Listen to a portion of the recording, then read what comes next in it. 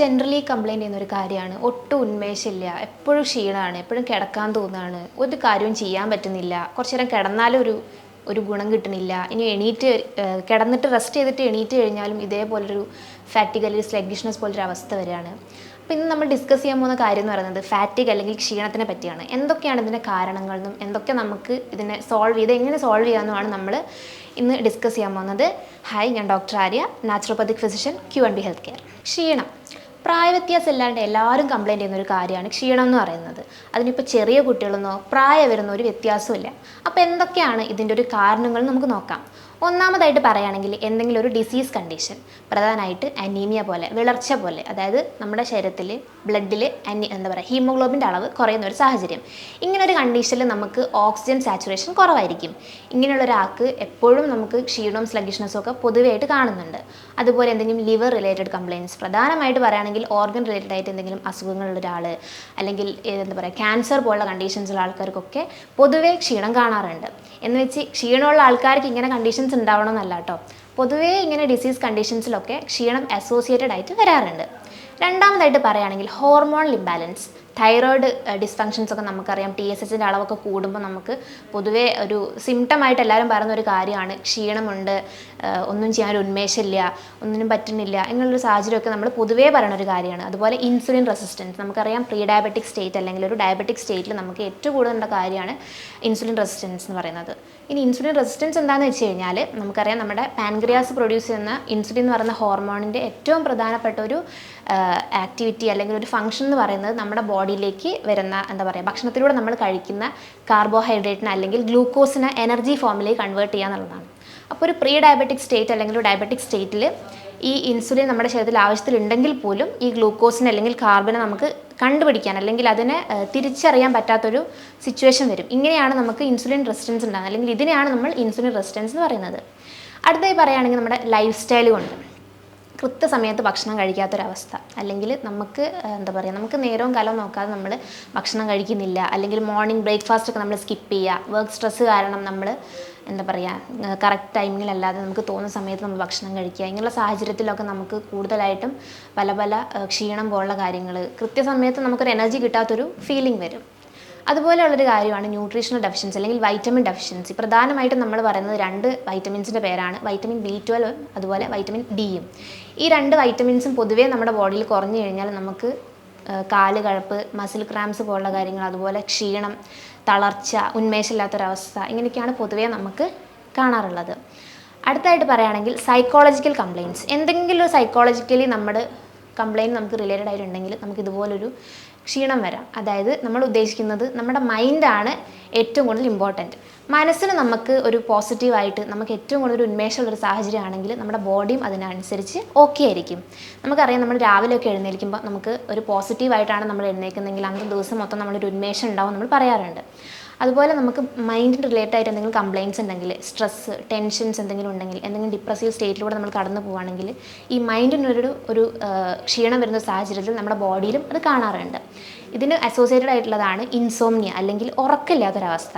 Continuous ആയിട്ട് നമുക്ക് ഉറക്കമില്ലാണ്ടിരിക്കുക, in between ആയിട്ട് നമ്മൾ എണീക്കുക, അല്ലെങ്കിൽ നമ്മൾ നേരം വഴുകി ഉറങ്ങുക, അല്ലെങ്കിൽ കറക്റ്റ് ടൈമിലല്ലാതെ നമ്മൾ നേരത്തെ വൈകിട്ട് നമ്മുടെ എഴുന്നേൽക്കുക, ഇങ്ങനെയുള്ള സാഹചര്യത്തിലൊക്കെ നമുക്കിതുപോലെ ക്ഷീണം വരാം. അതായത് നമ്മുടെ കറക്റ്റ് സൈക്കിളിൽ നമുക്കൊരു ഉറക്കം കിട്ടാത്ത പോലെ ഒരു ബുദ്ധിമുട്ട്. അതുപോലെ തന്നെ ഒരു കാരണമാണ് എന്തെങ്കിലും ഒരു ഇൻഫെക്ഷ്യസ് കണ്ടീഷൻസ് നമുക്ക് ഉണ്ടായിരുന്നെങ്കിൽ, ഒരു വൈറൽ ഫീവർ അല്ലെങ്കിൽ ഒരു ബാക്ടീരിയൽ ഫീവറൊക്കെ നമ്മൾ ഇൻഫെക്റ്റ് ചെയ്തിരുന്നെങ്കിൽ അതിൻ്റെ ഒരു പോസ്റ്റ് സ്റ്റേറ്റിൽ നമുക്ക് കുറച്ച് കാലത്തേക്കൊരു ഉന്മേഷമില്ലാത്തൊരവസ്ഥ, അല്ലെങ്കിൽ നമുക്കൊരു ക്ഷീണം, നമുക്ക് നമ്മുടെ വർക്കൊന്നും പ്രോപ്പർലി ചെയ്യാൻ പറ്റാത്തൊരവസ്ഥ, നമ്മുടെ ഡേ ടു ഡേ ആക്ടിവിറ്റീസ് നമുക്ക് നേരെ പോലെ ചെയ്യാൻ പറ്റാത്തൊരവസ്ഥ, ഇങ്ങനെയൊക്കെ നമുക്ക് ഇതുപോലെ കാണാം.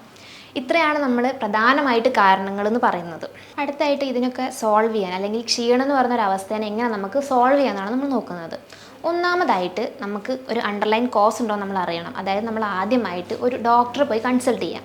എന്നിട്ട് വേണ്ട ഇൻവെസ്റ്റിഗേഷൻസും കാര്യങ്ങളൊക്കെ എടുത്തിട്ട് അതിന് എന്തെങ്കിലും ഒരു ഡിസീസ് കണ്ടീഷൻസോ അല്ലെങ്കിൽ അങ്ങനെ എന്തെങ്കിലും അണ്ടർലൈൻ കോസസ് ഉണ്ടോ നോക്കിയിട്ട് അതിനെ ട്രീറ്റ് ചെയ്യാൻ നോക്കുക. അങ്ങനെ ചെയ്തതിന് ശേഷം മാത്രം നമ്മൾ മെഡിസിൻസും കാര്യങ്ങളൊക്കെ എടുക്കുക. രണ്ടാമതായിട്ട് പറയുകയാണെങ്കിൽ മൈൽഡായിട്ട് എക്സസൈസ് ആക്ടിവിറ്റീസൊക്കെ ചെയ്യുക. അതിപ്പം എന്തും ആയിക്കോട്ടെ, ഒരു 15 മിനിറ്റ് നേരം നമ്മൾ എന്തെങ്കിലും ഒരു എക്സസൈസ് ആക്ടിവിറ്റീസ് ചെയ്യുക. നമ്മളിങ്ങനെ സ്ലഗ്ഗിഷ് ആവാൻ ഒരു കാരണം എന്ന് പറയുന്നത് നമുക്ക് ആക്ടിവിറ്റി ഇല്ലാത്തൊരവസ്ഥയാണ്. നമ്മളിങ്ങനെ മടി പിടിച്ചിരിക്കും തോറും നമുക്ക് ക്ഷീണവും തളർച്ചയും കാര്യങ്ങളൊക്കെ ഒന്നുകൂടെ കൂടാനാണ് ചാൻസ് ഉള്ളത്. അടുത്തായിട്ട് പറയുകയാണെങ്കിൽ നമുക്ക് എന്തെങ്കിലും അസുഖങ്ങളുണ്ടോ എന്ന് നോക്കുക. എക്സാമ്പിളായിട്ട് നമ്മൾ പറയുകയാണെങ്കിൽ ഇപ്പം ഷുഗറുള്ളൊരു പേഷ്യൻറ്റ്, ആൾക്ക് പെട്ടെന്ന് ക്ഷീണം വരികയാണെങ്കിൽ നമ്മൾ മോണിറ്റർ ചെയ്യണം. ആൾക്ക് ഷുഗർ കുറഞ്ഞതാണോ എന്ന് നോക്കിയിട്ട് വേണം നമ്മളതിനെ ട്രീറ്റ് ചെയ്യാൻ വേണ്ടിയിട്ട്. അല്ലെങ്കിൽ ആ ഒരു കണ്ടീഷന് നമ്മൾ എന്താണോ ആപ്റ്റായിട്ട് ചെയ്യേണ്ടത് നോക്കിയിട്ട് വേണം ട്രീറ്റ് ചെയ്യാൻ. നാലാമതായിട്ട് പറയുകയാണെങ്കിൽ നമ്മളിപ്പോൾ ഓഫീസിലൊക്കെ ഇരിക്കുന്ന ഒരാളാണെങ്കിൽ ഇടയ്ക്കിടയ്ക്ക് ഒരു 15 മിനിറ്റ് കൂടുമ്പോൾ നമ്മൾ കണ്ടിന്യൂസ് ആയിട്ട് വർക്ക് ചെയ്തുകൊണ്ടിരിക്കുകയാണെങ്കിൽ ഒരു 15 മിനിറ്റ് കൂടുമ്പോൾ നമ്മൾ ജസ്റ്റ് ഒന്ന് എണീറ്റ് നിൽക്കുക, ഒന്ന് നടക്കാൻ വേണ്ടി ശ്രമിക്കുക. അതുപോലെ നമുക്ക് സ്റ്റെയറൊക്കെ ഒന്ന് കയറി ഇറങ്ങാൻ വേണ്ടി ശ്രമിക്കുക. അങ്ങനെയൊക്കെ ചെയ്യുമ്പം എന്താ കാര്യം വെച്ചാൽ നമ്മുടെ ഓക്സിജൻ്റെ സാച്ചുറേഷൻ കൂടും. അതുപോലെ പറയുകയാണെങ്കിൽ നമ്മൾ വർക്ക് പ്ലേസിലോ അല്ലെങ്കിൽ ഓഫീസിലോ ഒക്കെ ഒരുപാട് നേരം വർക്ക് ചെയ്യുന്ന ഒരാളാണെങ്കിൽ ഒരു 15 മിനിറ്റ് കൂടുമ്പോൾ നമ്മൾ എന്ത് ചെയ്യുക, ജസ്റ്റ് ഒരു ബ്രേക്ക് എടുക്കുക. എന്ന് വെച്ചാൽ ഒരു ലോങ് ടേം ബ്രേക്ക് അല്ല, ഒരു 1 മിനിറ്റ് ബ്രേക്ക് എടുത്തിട്ട് നമ്മളൊന്ന് എണീറ്റ് നിൽക്കുക, ഒന്ന് ജസ്റ്റ് ഒന്ന് നടക്കാനോ ശ്രമിക്കുക. ഈവൻ സ്റ്റെയർസ് ഒക്കെ ഉള്ള സ്ഥലമാണെങ്കിൽ നമ്മളൊന്ന് സ്റ്റെയർ കയറാനും ഇറങ്ങാനും ഒക്കെ ഒന്ന് ശ്രമിക്കുക. ഇങ്ങനെ ചെയ്യുകയാണെങ്കിൽ നമ്മുടെ ഹാർട്ടിലേക്കുള്ള പമ്പിങ് കൂടും, ബ്ലഡിൻ്റെ പമ്പിങ് കൂടുകയും നമുക്ക് ഓക്സിജൻ്റെ ഒരു അളവ് കൂടുകയും ചെയ്യും. ഇത് നമുക്കൊരു ഉന്മേഷം തരുന്നൊരു കാര്യമാണ്. അതുപോലെ ഒരു 2 മിനിറ്റ് നേരം ഒന്ന് കണ്ണടച്ചിട്ട് ഒന്ന് എന്താ പറയുക, സീറ്റിലേക്ക് ഒന്ന് ചാരി ഇരുന്നൊന്ന് കണ്ണടച്ചൊക്കെ ഇരുന്ന് കഴിഞ്ഞാൽ നമ്മുടെ കണ്ണിൻ്റെ സ്ട്രെയിനും കുറയും. അതുപോലെ നമുക്ക് ഒരു എനർജി പ്രൊവൈഡ് ചെയ്യുമ്പോൾ നമുക്ക് തോന്നുകയും ചെയ്യും. പിന്നെ പറയുകയാണെങ്കിൽ നമ്മൾ എന്ത് ചെയ്യുക, ഇൻ ആൻഡ് ഔട്ട് ബ്രീത്തിങ്, അതായത് ബ്രീത്തിങ് എക്സസൈസ് കൂടുതലായിട്ട് ചെയ്യുക. Hand in and out breathing, അല്ലെങ്കിൽ നമ്മൾ എന്ത് ചെയ്യുക, ഒരു 5 സെക്കൻഡ് നേരത്തേക്ക് ഒരു 15 സെക്കൻഡ് നമുക്ക് യൂസ് ചെയ്യാം. അതായത് നമ്മൾ ഡീപ്പായിട്ട് ശ്വാസം ഉള്ളിലേക്ക് എടുക്കുക, ഇൻഹലേഷൻ ഡീപ്പായിട്ട് എടുത്തിട്ട് ഒരു 5 സെക്കൻഡ്സ് നമ്മളത് ഹോൾഡ് ചെയ്തിട്ട് പതിയെ കംപ്ലീറ്റ് ആയിട്ട് അത് എക്സേൽ ചെയ്യുക. ഇങ്ങനെ ചെയ്യുമ്പോൾ നമുക്ക് നമ്മൾ പൊതുവേ ചെയ്യുന്നൊരു കാര്യമാണ്. നമുക്കൊരു ടെൻഷനോ കാര്യങ്ങളൊക്കെ വന്നു കഴിഞ്ഞാൽ നമ്മളൊന്ന് ഒരു ഡീപ്പ് ഇൻഹലേഷൻ ആൻഡ് എക്സലേഷൻ ചെയ്യുമ്പോൾ നമുക്കൊരു എന്താ പറയുക, ഒരു ഉന്മേഷം ഫീൽ ചെയ്യും. ഇങ്ങനെ നമ്മൾ ഇടയ്ക്കിടയ്ക്ക് ഡെയിലിയിൽ നമ്മൾ ഇടയ്ക്കിടയ്ക്ക് ചെയ്യുവാണെങ്കിൽ നമുക്കൊരു ബെനിഫിറ്റ് ആയിട്ടുള്ള കാര്യമാണ്.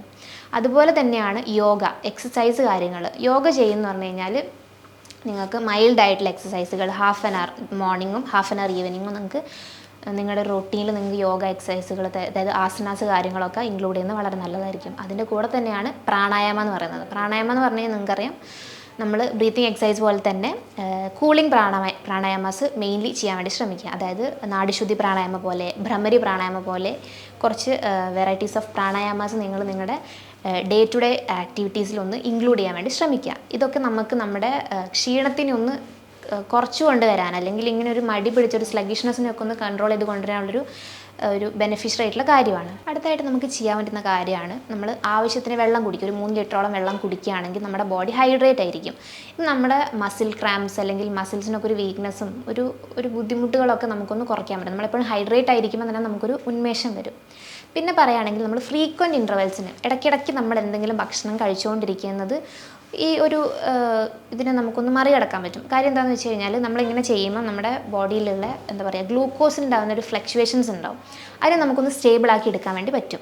അതിപ്പോൾ നമ്മൾ ലോങ് ടേം ആയിട്ടൊന്നും കഴിക്കാതെ, അതായത് കുറച്ച് നേരത്തേക്ക് ഇങ്ങനെ ഒരുപാട് നേരം ആക്ടിവിറ്റി ചെയ്തിട്ട് നമ്മളൊന്നും കഴിക്കാതെ പെട്ടെന്ന് കഴിക്കുമ്പോഴും അതുപോലെ വയറ് നിറച്ച് കഴിക്കുകയാണെങ്കിലും നമുക്ക് ക്ഷീണം കൂട്ടുകയാണ് ചെയ്യുക. അതൊരിക്കലും നമ്മുടെ ഒരു ബാലൻസിങ് ആയിരിക്കില്ല. അതെപ്പോഴും നമുക്ക് ക്ഷീണം കൂട്ടുകയാണ് ചെയ്യുക. അതിനെ വെച്ച് കമ്പയർ ചെയ്ത് നോക്കുമ്പോൾ നമ്മൾ ഇടയ്ക്കിടയ്ക്ക് അമിതമായി കഴിക്കണം എന്നല്ല, ഇടയ്ക്കിടയ്ക്ക് എന്തെങ്കിലും ചെറിയ ചെറിയ കാര്യങ്ങൾ നമുക്ക് കഴിക്കുന്നത് നല്ലതായിരിക്കും. അതുപോലെ തന്നെ ഒരു കാര്യമാണ് ഒമേഗ 3 ഫാറ്റി ആസിഡ് എന്ന് പറയുന്നത്. നമുക്കറിയാം ഇത് ഭക്ഷണത്തിലൂടെ നമുക്ക് കിട്ടുന്നതാണ്, അല്ലാതെ നമുക്ക് സപ്ലിമെൻറ്റും ചെയ്യാൻ പറ്റുന്ന ഒരു കാര്യമാണ്. ഇതുണ്ടെങ്കിൽ ഇത് നമ്മൾ കൺസ്യൂം ചെയ്യുകയാണെങ്കിൽ നമുക്ക് ലിവർ ഫംഗ്ഷനൊക്കെ ഒന്ന് പ്രോപ്പർ ആക്കാനും അതുപോലെ തന്നെ നമ്മുടെ സ്ലഗിഷ്നെസ് അല്ലെങ്കിൽ ഫാറ്റിക്കുള്ള കണ്ടീഷൻസിനൊക്കെ ഒന്ന് കുറച്ച് കൊണ്ടുവരാനും സഹായിക്കും.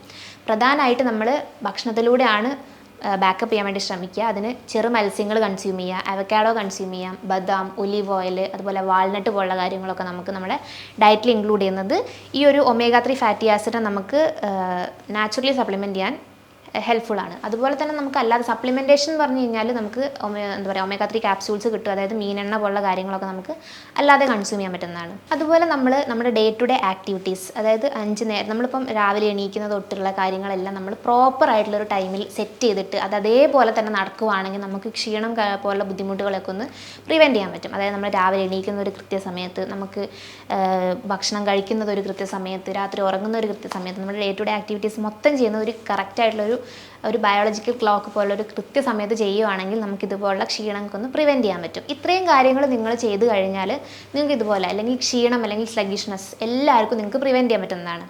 ഈ പറഞ്ഞ കാര്യങ്ങളായിട്ട് എന്തെങ്കിലും സംശയം ഉണ്ടെങ്കിൽ നിങ്ങൾക്ക് താഴെ കാണുന്ന നമ്പറിൽ കോൺടാക്റ്റ് ചെയ്യുന്നതാണ്. Thank you.